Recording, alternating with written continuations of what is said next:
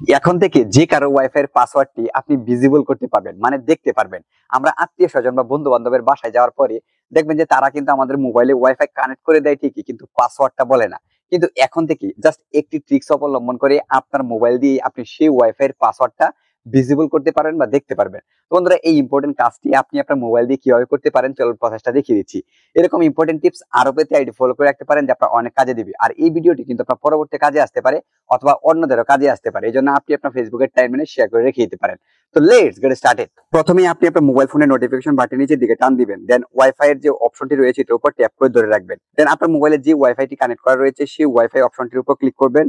দেন উপরের দিকে দেখতে পাবেন ওয়াইফাই কিউআর কোড নামে একটি অপশন রয়েছে, এই অপশনটির উপর ক্লিক করবেন। ক্লিক করার পর বন্ধুরা এখানে দেখতে পাবেন কিউআর কোড চলে এসেছে। তো এই কিউআর কোডটি স্ক্যান করব। স্ক্যান করার জন্য আপনি আপনার মোবাইল থেকে একটা স্ক্রিনশট নেবেন। স্ক্রিনশট নেওয়ার পরে বাম দিকে উপরে দেখুন শেয়ারের একটি অপশন রয়েছে, শেয়ার অপশনটিতে ক্লিক করবেন।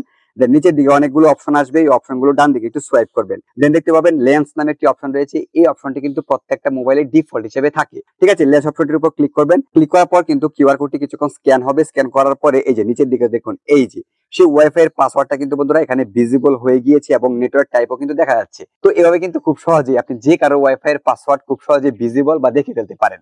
That's it.